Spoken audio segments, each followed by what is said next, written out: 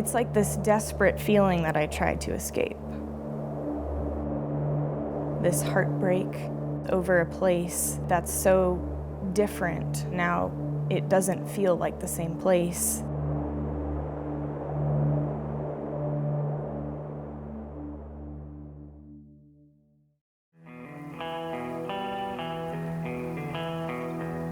None of my third grade classmates understood why I would want a shotgun for my birthday. Every time I step out of the truck with the dogs, let them run and hopefully find some birds, there's this piece of me that just feels totally content. Phoebe is our goddaughter, and she comes over with her dogs for bird hunting season whenever she can. Our experiences with her have just grown over the years. It's been great. My grandmother was a great bird hunter and fly fisherman. You know, she lived back in the 20s, so she had that passion. So, you know, it's what's been passed down to me, and then it's so much fun to share it with someone else. I feel that's a great gift to give to them. The Henry's Fork is considered essentially the finest fly fishing river in the world. And I was fortunate enough to guide here more than 25 years ago. It's like, man, the magic is still here. And it's almost like I never left. But I've never had the opportunity to bring my son here before. One of the best things about exploring the Rockies is being surrounded by 2.5 million acres of wilderness. Being able to explore these wild places with your family and friends. I honestly can't remember my first fish or my best fish. All of my fly fishing stories have to do with people I love and people I've fished with. I think my favorite ones are the ones that I have with my daughters. I was lucky to grow up hunting and fishing. One of the things that always brought me to fishing as a child was just a mystery of what's down there, you know, what are they doing down there? So when I first found ice fishing, it was the ultimate, being able to walk out across some vast reservoir and drill a hole and work out what's down there. That was too much for me. I've been hooked on that ever since. There's nothing as magic as that first light when shooting hours begin. I'll never forget when I saw my first elk in the mountains. And from then on, I knew that elk hunting and big game hunting in this part of the country was a part of my blood and a part of my being. I've been hunting 60 years. Last year was my 38th bull in 38 seasons, all on public land. And I'm gonna try to make it 40 for 40. We'll see what happens.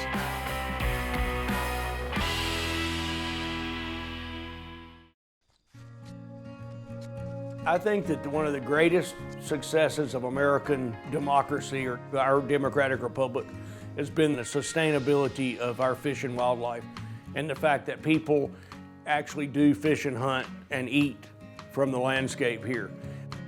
Most of the food we eat is deer and elk, and when we have fish, we always eat fish. Bringing dinner home for the families, that's a great feeling. One of the reasons it's so important to be able to take fish and game for your family's sustenance is in order to commune with the landscape, which supports you in every way. One of the reasons I love hunting in Montana is because of the large open landscapes and the fact that you can be watching your dogs going up and down hillsides and mountains. Bird hunting for me is mostly about the dogs, to be honest, and the great meals you might get from it.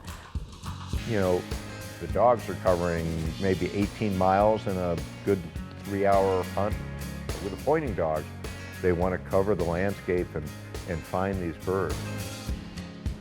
Big game hunting is so much more than just pulling the trigger and coming home with a trophy.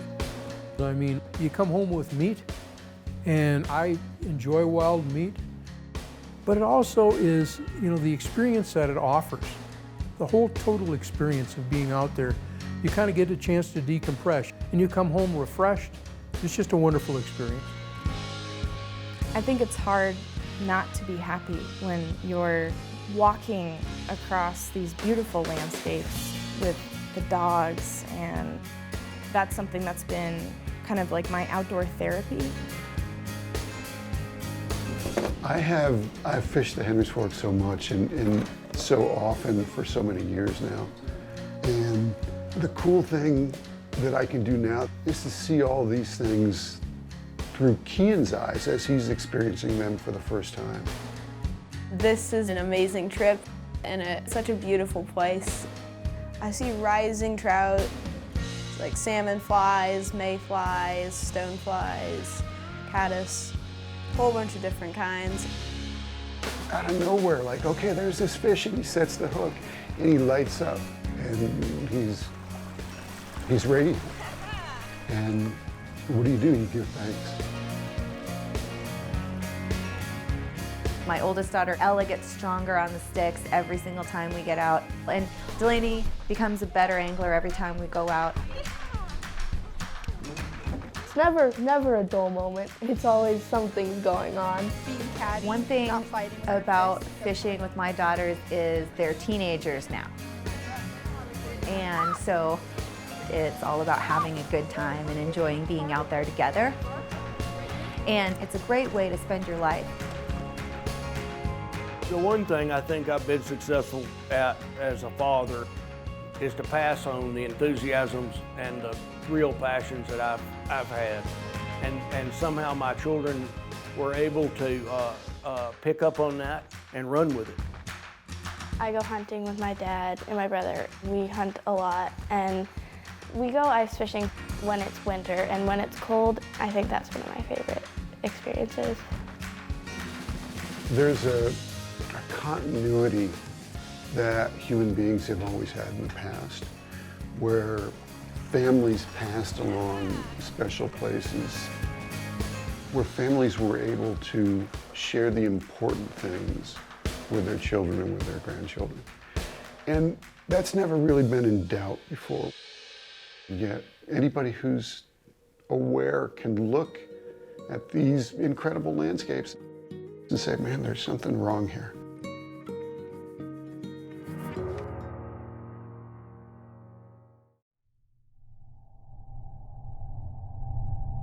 We've raised our family on the Rocky Mountain front, which is a cold and wild weather place, you know. That snowpack and those winter months, they make the rest of our life. As old as I am now, I have some decades of paying attention. It's been disappointing to me to see the lessening of snowpack, you know, the later frost, or the more yo-yo type weather that we have now. These extremes which have become norms. You know, a perfect example, last year we started the season, we had snow, we had good snow, and 2 weeks later in November, it was 68, 69 degrees. We lost all our snow. And then you have to worry about getting your elk out of the woods because it warms up so much. So we're seeing real inconsistencies in snowpack and snow conditions. You know, all you have to do is look around and you'll see such a change in our forest structure. Our aspen clones dead and dying. And this all has an effect on wildlife. Everything from ruffed grouse to bighorn sheep to mule deer to elk to moose, they all depend on nitrogen-rich aspen. Whitebark pine, of course, has just been decimated over the last 20 years. My places where I hunt elk and where I've hunted mountain goats, it was all whitebark pine. Those populations are gone. I think the bird hunters have always recognized that the spring conditions and the dramatic storms can affect how the bird season is, and the summer range of sharp-tailed grouse is shifted up to the north because of just the temperature changes that we're experiencing. So, when we went out hunting this year, the first 3 weeks, it was brutal. There was not a drop of dew on our boots. It was so dry, the grass was crunchy. The birds were hard to find.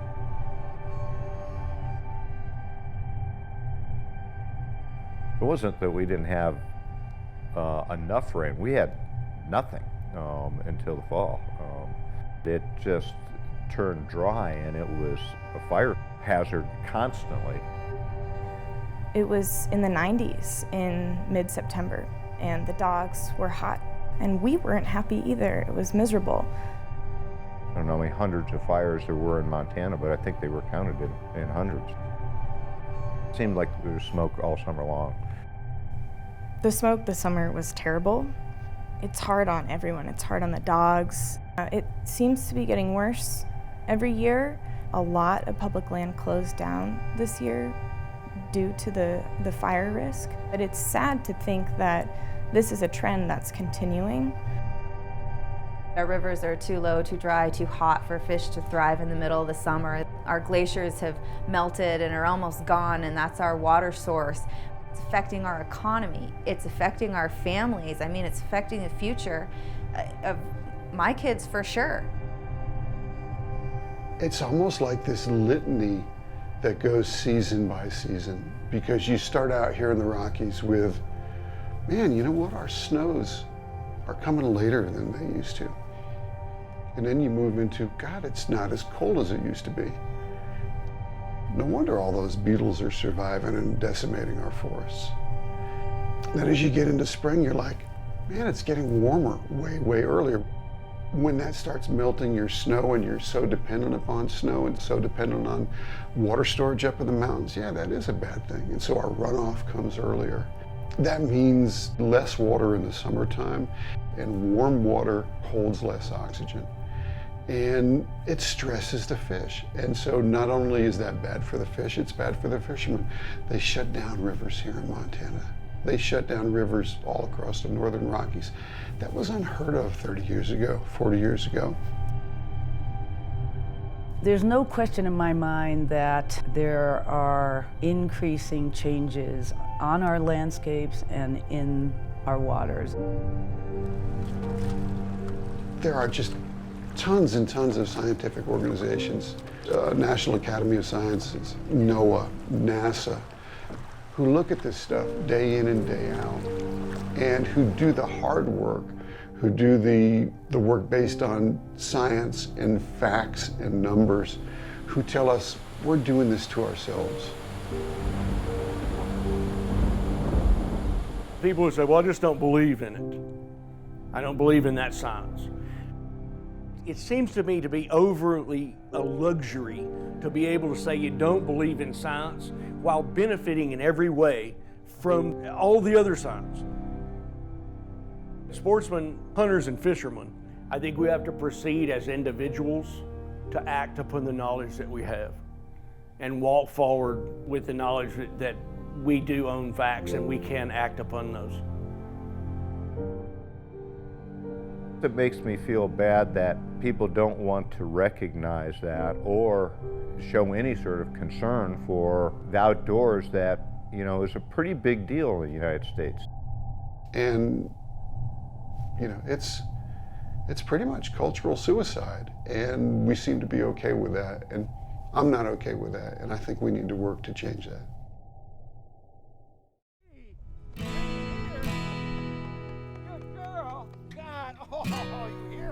You know, the United States is so unique in its lifestyle that we get to pursue these things and enjoy them. And it's not only an economic driver for society, and it pays its taxes, but it's what people like to do. It's how Americans like to live. It is so much a part of our lives. Our family would be diminished if we didn't have the time that we spend outdoors. My father had great fishing stories from when he was young. We have this portfolio of extraordinary experiences based on freezing cold winters and the world working as in some way that we're accustomed to. If you let those things go, you violated the pact that you made between yourself and the land that supports you.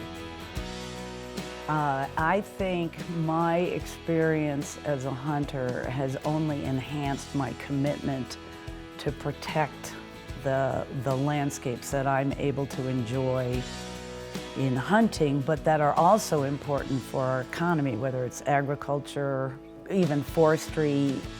We have to have healthy landscapes to have healthy economies. But sportsmen need to look at the world around them and try to understand how that world works and what their stake in it is. And if one can do that, a person can do that, then this becomes much more important to them. You can't let those things go. Those things are, you have an obligation to any country that gives you so much to try to make sure that it keeps going. I like to think about younger generations hunting when I'm long gone. We still have a lot of elk. Should we lose our hunting opportunities, we stand to lose so much more than the actual animal. We're going to lose the experience, the whole experience that it offers.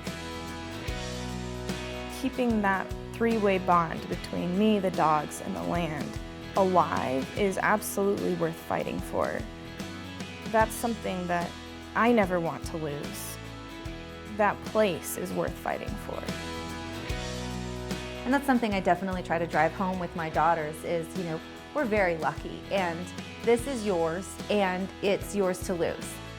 I mean, this is our home and none of those other things matter unless we protect that first.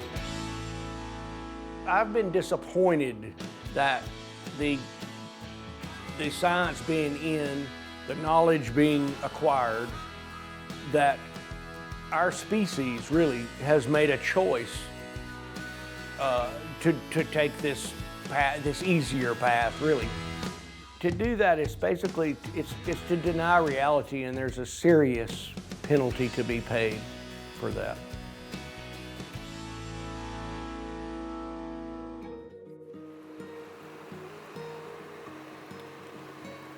It's a kick in the gut. It's like, what can I do about this? Well, as a hunter or an angler, I can speak up. So I try and do that as much as I can. We absolutely need to be talking about climate change and the effect that that's going to have on our experiences outside in the landscape. As uncomfortable as some of the conversations I've had have been, I think that they're valuable conversations. Yeah, all of these things have happened, these changes, but these are things that the scientists have been talking about for a long time. And I'm tired of just talking about what I see because we should all be seeing it. It's so right there. It's time to act on these things that we've seen, not just tell people how bad it sucks. It's truly becoming independent of fossil fuels that's going to do the trick. Alternative energy sources are soaring above fossil fuels right now in terms of what they're doing for our economy and what our future can look like. These jobs are there, the energy is there, the chance to make this difference already exists, so we can't lose sight of that. That the solutions for going forward in a positive way to address climate change exist and are at our fingertips, that's what people should understand.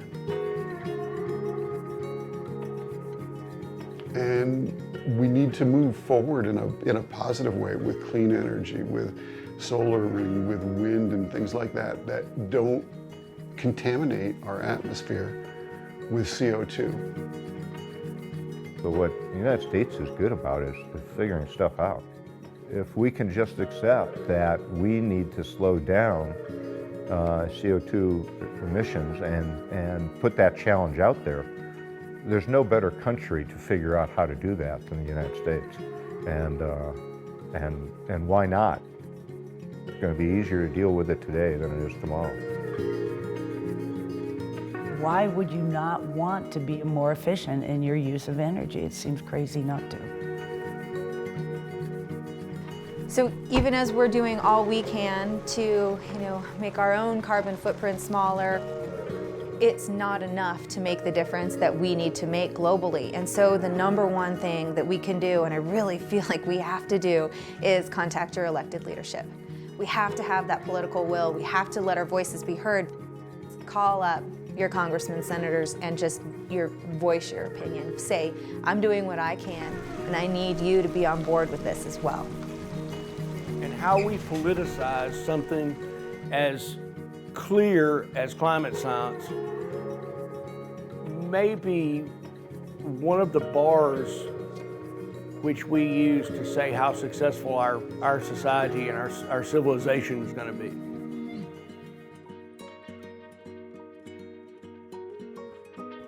We have got to go to the polls. We've got to tell our politicians what needs to be done, and the time is right now to do that. I think we really do have a moral obligation to leave the next generations a world that is thriving and healthy, and shame on us if we leave them a diminished world. Hunting is good for the soul. The whole experience is good for the soul. And if we lose that, and if we allow climate change to negatively impact our hunting opportunities, our kids and our grandkids have every right to kick us in the shins and say, what the hell were you doing while this whole thing went belly up?